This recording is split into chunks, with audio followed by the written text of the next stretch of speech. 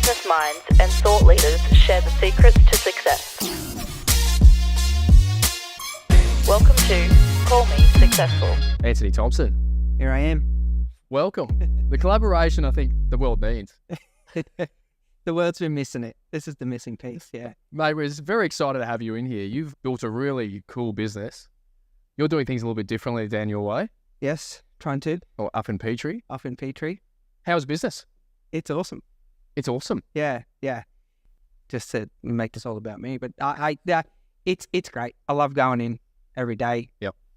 I love the team we're building, and I'm always conscious of hearing what people have to say about the business as well. Not just for an outside. Yep. Everyone seems to think it's pretty cool, so must be a pretty cool place to work, right?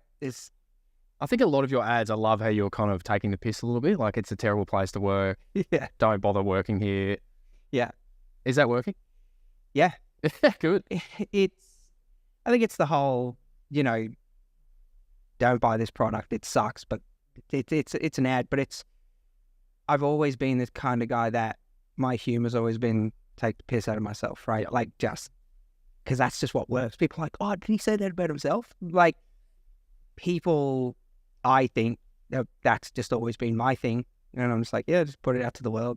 I think we share that in common where we don't mind making a few jokes and, yeah. If we can do a couple of funny little skits here and there, I think it helps with building trust, building an audience, building people that resonate with you. Yeah. I think what I've seen lately, you're getting into it. You're going for it. Your social media is pumping. Yeah, it's been just busy, just pumping. Like, I've got Jess, and she is a videographer, so she's just constantly, she's always coming up with new ideas, new things that we can do. Like, we're doing a bit of a monthly episode thing, like the Office type skit, and like, I'm lucky that the people around me have a lot of great ideas, and I'm just like, yeah, let's try everything, right? Like, let's try it till it doesn't work. Yeah, you're you're a pawn on the chessboard for your video team. Yeah, let's just tell me where I need to be, tell me what I need to wear. Yep. Let's go. I think that's important. Like, if you're coming up with everything, you're running the business, you're obviously helping build the team, you're selling yourself, plus you've got to come up with all the creative ideas, you'll burn out pretty quick. Real quick. So I've never been like the person that's like, I know everything must be the way I do it. I'm like, you guys make me look like the biggest idiot you can, and let's go for it. Can you talk to me about humour in real estate? There's not many that are doing it probably as well as you, I don't think. And can you tell me the pros and cons? Has it ever deterred business? Is it only bringing in good business? What's happening with the humour side of things? You get awesome business from it. Yep. Like, people, they get to decide whether they like you or not, right? So the good side of it is people just see you and they're like, yeah, that dude's not just a real estate agent, and people almost know you. Like, you go in and the people are like taking the piss a little bit out to you, you know what I mean? And I always talk about, obviously, because I'm 6 foot, like, always talk about how tall I am, right? Or how short I am. And people, they just feel like they can do it too. And I'm like, yeah, you can. Like, it just gives you such a better relationship than a real estate agent and a client relationship. It almost gives you like a bit of a friendship booster, which if people can't decipher what's your difference, like, you sort of get that. You've got the relationship angle as well. So you almost start 50% head. I guess not downside, but the other side of it is some people be like, oh, do you ever do any work? Like, you're always making videos. I'm like, oh yeah, the 30 minutes a day that might take if it's every single day. Yeah. So, it gives you competitors ammo, like, oh yeah, he's good. He spends a lot of time making videos. But, sure. You've got that sort of angle as well. Yeah. But it's kind of just like the people who are going to work with you are going to work with you. The people who aren't. Do you think vendors at times think, oh, is he going to take my house sale seriously? Has that ever been a concern?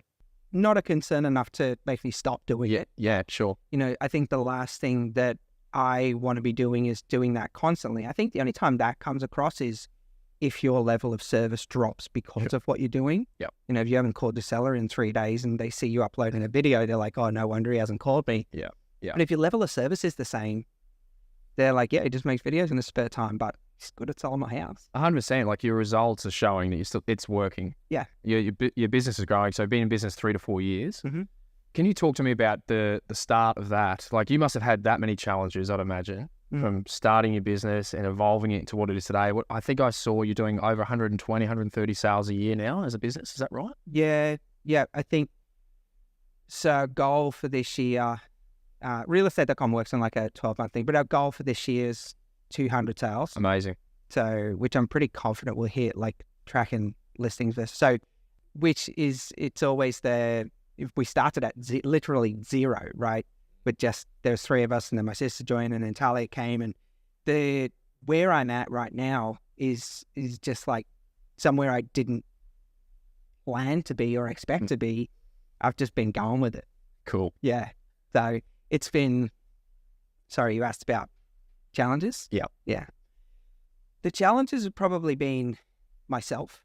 Okay. Like almost, there's a lot of times when I'm like, oh, am I this person? Do you know what I mean? Like it's a big imposter syndrome. Like that's probably the biggest thing is like, sure. Like, oh, I'm just a real estate agent. Like that sort of thing. But in terms of team growth, it's always a different thing as well. Like going from 3 of us to 16 odd of us now is managing it all properly and making sure my whole goal is just to be like a cool boss, I guess you'd say. Like cool. Like I want people to enjoy coming to work and always be able to come talk to me, but I just don't have as much time for everyone as I do. And so it comes to different challenges. I think it's always trying to make sure that you're being the best real estate agent and the best boss and the best lead generator and everything you can be. But I think most of the challenge has been becoming the person that I needed to be to take the business to run the business at the next level. Yeah. That it's at. What sort of self-development do you put in at the moment? Is it sort of more leadership? A lot of it is leadership. I try and talk to a lot of people that are running big businesses. I'm like, and like way bigger than mine. I'm like, hey, how'd you do it when you got here?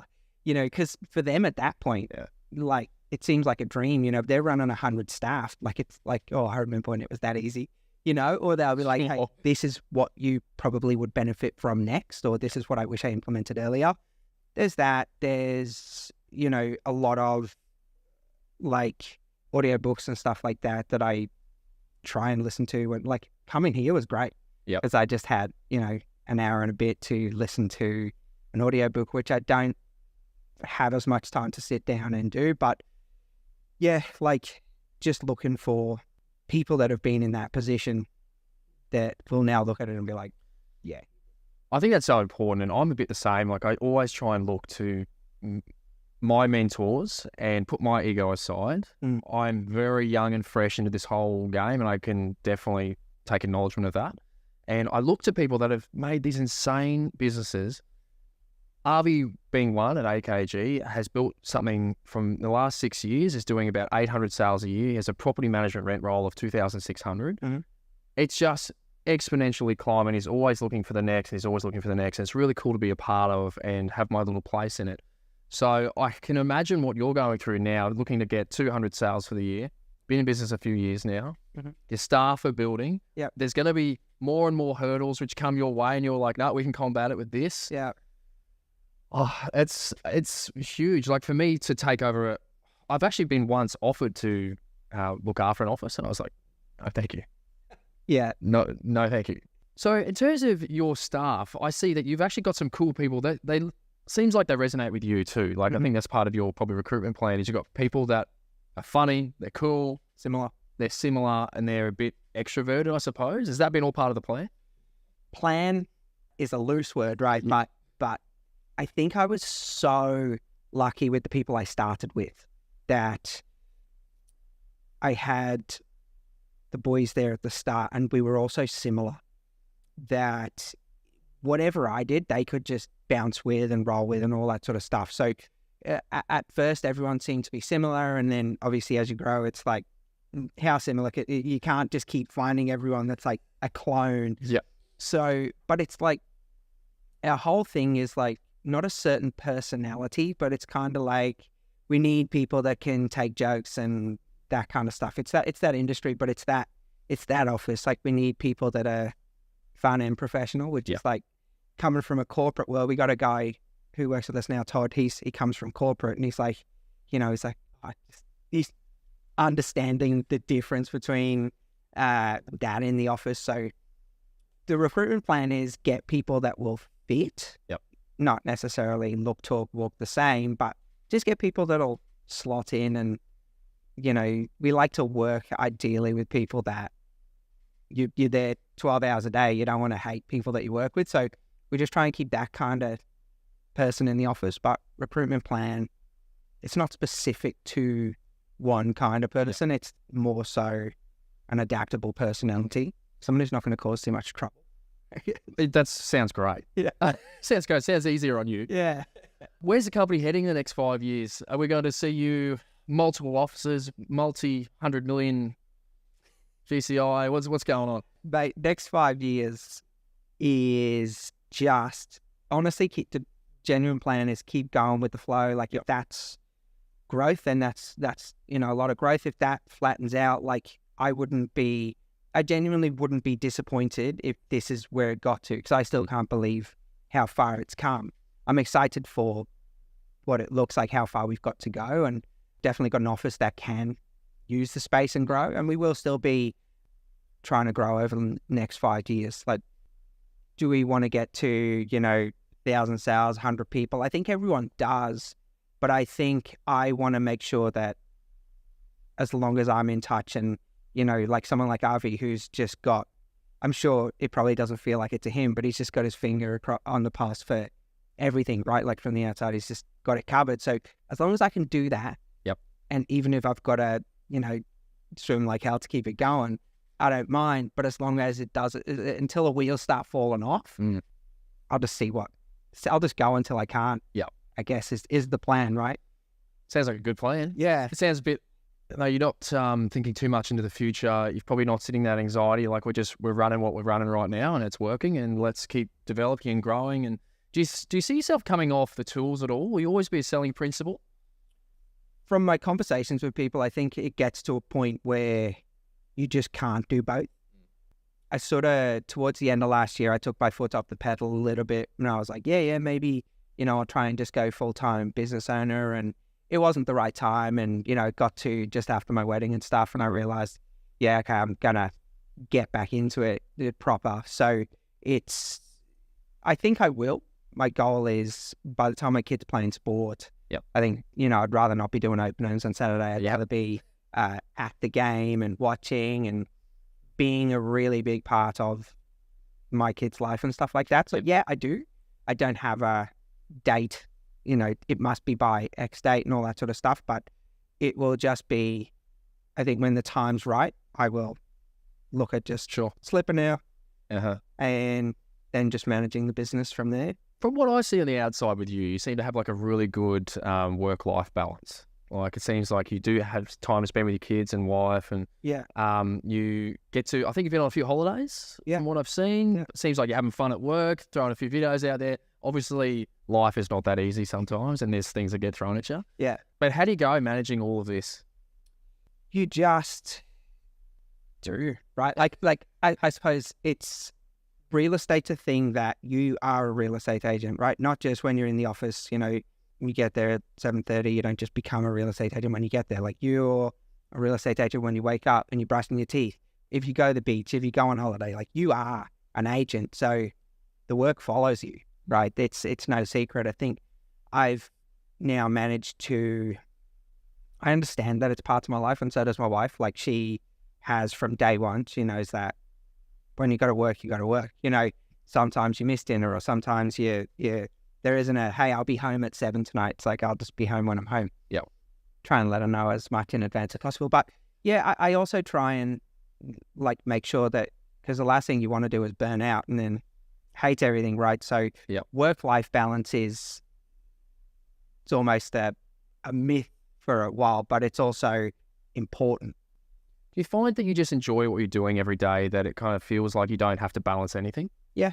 Like, I don't mind taking calls at night, or, if you're away somewhere on a Sunday, like, I don't mind talking to people. Like, it's not, I don't see my phone ring and be like, oh, I always think back to when I first started in real estate and I was like, I can't wait until the calls I'm making, until people call me, right? And I always try and think back to that. Like if I'm ever getting to a stage where, I'm getting a little bit tired and I need a break and I'm starting to look at my phone and be like, oh, these people ever stop calling. Mm-hmm. It's like, that's a great problem to have. Definitely. So I just try and always look back to actually appreciate that. And like the work that goes into getting there. And I think that's great. Like to actually be grateful for the position that you're in and grateful for everything that's like every opportunity. I think every phone call is an opportunity in a way. It's just, if they're calling you, great. And that's one less cold call. Well, less call I've got to make out. Yeah, exactly. Yeah. And I just remember it sitting there at the start and you make so many calls out. Like, yeah, can't wait for the day that they're calling me. Yeah. And you get there and they're like, why is everyone calling me? It's like, you can't be upset about that when that's what you literally wished for back then.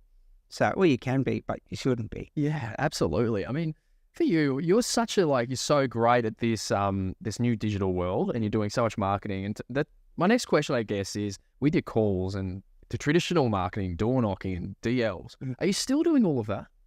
So you still have to do everything. I don't sit there and cold call all day now. I'm probably not past that, but I just don't have to do that as much now. I always said, I'll call until I can replace that with the money, pay for, you can pay for your social media and you can pay for your flyer drops and all that sort of stuff. Before you can afford that, you just got to do it. Because you really got no other choice. But then once you can, it's nicer. So, but I still do, like last Friday, we just did some market reports. So last Friday, I got a bunch of the associates together and myself, and we just went out door knocking around the suburb, just giving them to people because they're books. So I didn't just want to drop them in mailboxes and have them ruined. But I think I wanted to hand deliver those. So I got out in the heat, get out door knocking, because that's also important too. Like I got a core suburb and you want them to see your face as well, not just the associates all the time, then you come out. But yes, I do still do it, just not as much. So interesting. There's so many conflicting opinions on this topic. Yeah. Some think digital marketing doesn't work at all. Yeah. There's no point. Just do traditional, just stick to what's been working the last 50 years, keep doing that. Yeah. Others, like yourself, like I'm actually now starting to teeter off the traditional, I'm doing more digital because it works for me. What do you suggest for someone coming through the ranks? They just started at Blac Property, it's their first day. What's their first few months look like?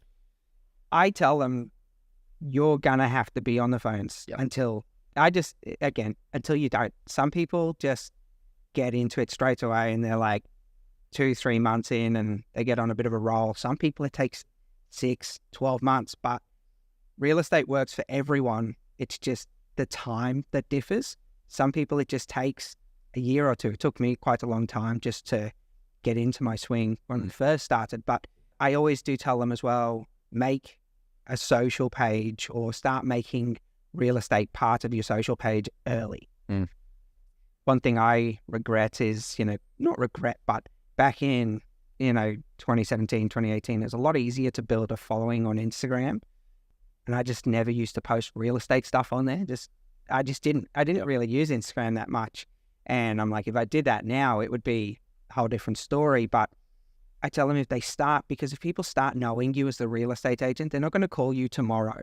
But if they see your stuff for a year, 2 years, then you're just going to become the real estate guy. Like I get that many questions just from friends, distant friends, whatever, just about real estate. And I always answer them on Instagram or whatever. And then after a while, it becomes, hey, my nan's got to sell her house. Hey, my auntie's looking at selling her house. I've put your name forward, all that sort of stuff. But that just comes over time from you being the guy that answers the questions. And they're like, oh, I've got a friend in real estate. Yeah. So that's what starts it. People seeing it all the time, just subconsciously taking note of it. So for me, you are still doing calls when you start, right? Right now, I don't know of a substitute that will build relationships faster, but it's also do the social stuff as well. Even if you've got nothing to post yourself, post the office listings, all that sort of stuff, just so people start knowing you as the real estate, I said guy before, but the real estate person, should be inclusive, but the real estate person is what you want to be known as. Yes. Right. We're big on that. So we've, at AKG, we've had agents that have got their personal pages and their business pages, but we find that it's so hard to manage too sometimes. Like we're so busy. So how we're like, oh, this time in my personal, I'm like this at the beach. Yeah. But now this is me in my suit in front of a solid. Two different people. Yeah. Yeah. Why don't we merge it all together and just show that you are a person that sells real estate? Yeah. Do it all. Right. I tried a separate page once. It lasted not long. I posted like 3 posts on there. I'm like, yeah, that's gone. You know, now everything's just one page. This is who I am. Yeah. I'm not asking you to like it, but there it is. Yeah. For everyone to see. Right. I don't pretend to be someone I'm not. Yeah, sure. I think that would help. As soon as you walk in the door, someone's, asked you for an appraisal. They come in, they've seen your stuff. You go, hello. And they go, oh my God, it's exactly who I thought he was. He's just as good looking, just as funny. Just as receding airline. Like, just as receding airline. Let's do it. Yeah. Yeah. So I got to stop photoshopping like the front little bit of hair here. Like, oh, do you change? Do you shave your eyebrows or something? Like, no. Exactly the same person. No, what you're talking about. Start wearing hats in a few years. That's great. I think being authentic, it's the marketing thing on social media. I think if you can just be yourself and just keep rocking up yourself when you go to your appraisals, you don't have to hold on to anything. You don't have to be anyone you're not. You can just do business and people will trust you because they go, yep, he's done it before. I've seen his results. Let's do it. Yeah. Like by nature, I just am what's the word? Like a jokey person, right? Like I blend professionalism with who I am. But I never claim to be like, I will be, you'll know I'm a real estate agent when you meet me. That's not my goal. My goal is, you'll know I'm a person that can sell houses when you meet me, like you just said, like I'm a person that sells houses. And that's always my goal. It's like, oh, you don't seem like a real estate agent, and a lot of people don't now, but people's perception of who a real estate agent is still the same as it was in the 80s. Absolutely. So I think that changes over the next few years as time goes by, but it's always going to be a perception. So I just want to be as normal. Yep. I think it changes the barbecue conversations at home sometimes, like, how's the real estate stuff going? It's a bit taboo. Yeah. Like, it's going well. Yeah. Yeah, it's going well. You can see me in my suit all the time, but I think that's the thing, especially when I first started too, I thought without my suit and tie, I'm not a real estate agent. Like it was a worrying thing for me until and it wasn't until 2020 that I realized like I can be like, I don't have to. Someone said to me, they said, why do you try and sound like a real estate agent when you're calling? It's like, he's like, you're a pretty cool dude. Like just be you when you're talking to these people. And that one conversation changed my whole approach to how I talk to people.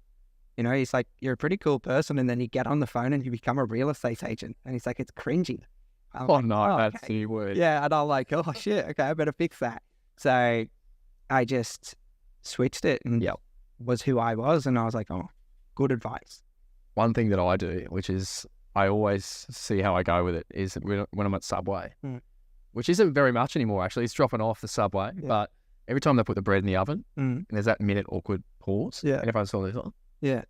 I try and get a conversation out of them and get them to ask me what I do.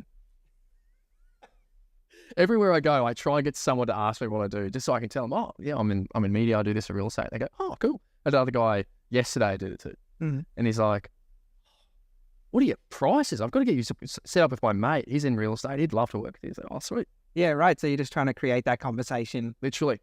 At the hairdresser. Yeah. Somehow it comes up. Yeah. I just kind of poke the bear. I never tell them. I just wait for them to ask. Yeah. Oh, it's funny you should ask that. Yeah, exactly. I don't know if you do anything similar. No, I don't. I do that psychotic. Depends on where I am. Like I am a bit of one of those people. I'm pretty nosy in like a cafe. Like if I hear someone talking about real estate, like Emma might be sitting there talking and she'll just know that I've drifted off to the conversation on the table next to me. She'll be like, you listening? I'm like, yeah. At them. To what they're saying. And I will jump into a conversation. Not always, but where necessary. But I don't, I haven't done maybe we'll call it the Subway Challenge. I haven't done the Subway Challenge. You've got to. You've got to. My other one is you can't say when you're ordering. Okay.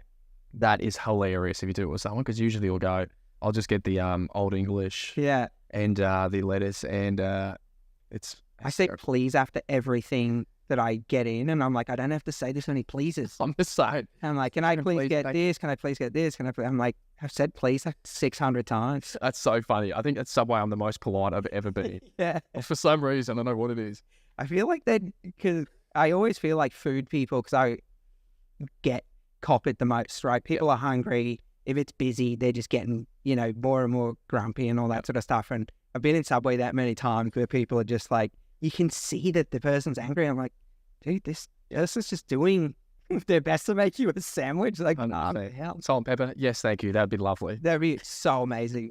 Thank you so much. Anthony, my last question for you, and I love that we agree on Subway. We'll keep talking about that off air. Yeah. What's your definition of success? Bring it back down a little bit. Yeah. Bring it back to reality here. What's my definition of success? I think for me, and if you've ever heard me describe success before and it was different, no, you didn't. But I think for me, success is to create a workplace and a home life where everyone feels comfortable and like super transparent. Like they can come to me with anything. And Monday mornings, people aren't waking up coming to work like, oh, I don't want to go to this place. Like they're excited to come to work. And for like the same thing for home life, like everything's never always going to be smooth sailing, but everything's just chill. You know what I mean? Nothing's like major stress. I want to have a great business and I want to have a great home life. It's not money, cars, jewelry, all that kind of stuff. And it's just to provide a place where everyone's safe and happy. Yeah. I guess. Freedom, safety. Yeah. Like, which all comes with hard work early. Like I really look at it like I put myself through it in my 20s and probably, 30s as well. So you enjoy the 40s, the 50s and all that kind of stuff. Yep. Just a little bit more. So. Well said. Yeah. Thanks. Anthony, thanks for coming on the podcast. Thanks for having me. Thanks for taking the drive down, hour and 15. Sorry about that. Yeah, that's fine. All good. I think that's the wrong say. It's great talking to you. I think you're a young entrepreneur, businessman who's really having a crack and you're doing things a little bit differently, and that's what we love. And I'm looking forward to seeing the next 3 or 4 years where Blac Property heads to. Yeah. Maybe come up and say hello. Come and check out the office. Come and jump in one of the videos. Do one of That sounds good. Geez, that'd be dangerous. Well, we got plenty of props in the office, so we can just spare at the moment. We got wigs. I got different sets of shoes. Like we can just do whatever's got to happen. We don't have a skateboard in there, but we do have a motorized esky. Oh, that's we could use that. Yeah, it used to get turned on in the office, but then I snapped the chain riding it that much. We're doing lots of wheelies on it, so gotcha. It's probably good that it got broken. But yeah, we got plenty of things we can improv with. Let's do it. Thanks, man. Sweet, thank you.